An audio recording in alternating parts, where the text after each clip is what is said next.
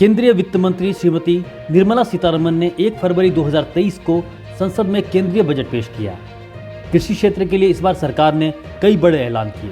आइए जानते हैं इस बार बजट में कृषि क्षेत्र के लिए क्या क्या घोषणाएं हुई हैं। निर्मला सीतारमण ने बजट पेश करते हुए कई बिंदुओं पर अपनी बात रखी। उन्होंने कहा कि इस बजट में सप्तऋषि की तरह 7 प्राथमिकताएं हैं।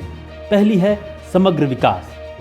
ये विकास किसान, महिलाएं, ओबीसी, SC ST, दिव्यांगजन, आर्थिक रूप से कमजोर लोगों तक पहुंचना चाहिए।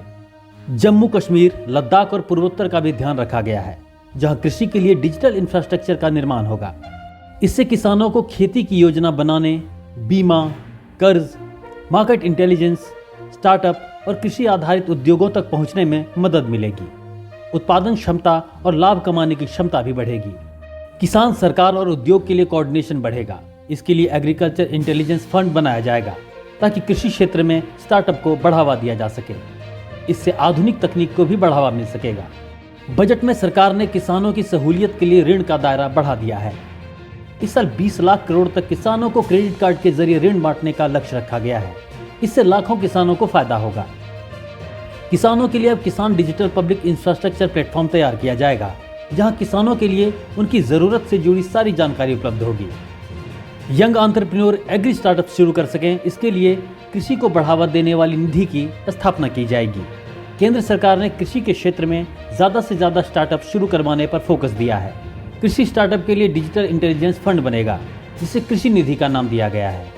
इसके जरिए कृषि के क्षेत्र में स्टार्टअप शुरू करने वालों को सरकार की तरफ से मदद दी जाएगी। सरकार ने इस बार मोटे अनाज को बढ़ावा देने के लिए अलग से योजना की शुरुआत की है। इसे श्री अन्न योजना नाम दिया गया है। इसके जरिए देश भर में मोटे अनाज के उत्पादन और उसकी खपत को बढ़ावा दिया जाएगा। भारत को श्री अन्न के ग्लोबल हब बनाने के उद्देश्य से हैदराबाद के भारतीय मोटा अनाज अनुसंधान संस्थान को बढ़ावा दिया जाएगा, जिससे ये संस्थान बेहतर कार्य पद्धति, रिसर्च और टेक्नोलॉजी को अंतर्राष्ट्रीय स्तर पर साझा कर सके। सरकार ने इस बार बजट में बागवानी की उपज के लिए 2200 करोड़ की राशि की घोषणा की है। इसके जरिए बागवानी को बढ़ावा देने का फैसला लिया गया है। पीएम मत्स्य संपदा योजना की एक नई उपयोजना को 6000 करोड़ रुपए के निवेश के साथ शुरू किया जाएगा, जिसका उद्देश्य मछली पालकों, मछली विक्रेताओं और सूक्ष्म तथा लघु उद्योगों को अधिक सक्षम बनाना है। इसके जरिए मछुआरों को बीमा कवर, वित्तीय सहायता और किसान क्रेडिट कार्ड की सुविधा भी प्रदान की जाती है। इसका उद्देश्य ग्रामीण संसाधनों का उपयोग करके ग्रामीण विकास और ग्रामीण अर्थव्यवस्था को तेजी से बढ़ावा देना है।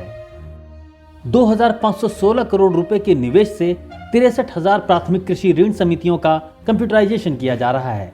इसके लिए राष्ट्रीय डेटाबेस तैयार किया जा रहा है। इसके साथ बड़े पैमाने पर डिसेंट्रलाइज्ड स्टोरेज कैपेसिटी स्थापित की जाएगी। इससे किसानों को अपनी उपज को स्टोर करने और अपनी उपज के लिए बेहतर मूल्य प्राप्त करने में मदद मिलेगी। सरकार अगले 5 वर्षों में उन गांवों में बड़ी संख्या में सहकारी समितियां, प्राथमिक मत्स्य समितियों और डेयरी सहकारी समितियों की स्थापना करेगी, जहां इसकी सुविधा उपलब्ध नहीं है। सरकार अगले 3 वर्षों में 1 करोड़ किसानों को प्राथमिक खेती अपनाने के लिए प्रोत्साहित करेगी और उनकी सहायता करेगी।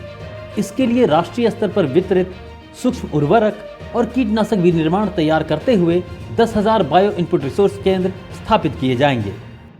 आज के लिए इतना ही। एग्रीकल्चर से जुड़ी खबरों के लिए बने रहिए हमारे साथ। नमस्ते।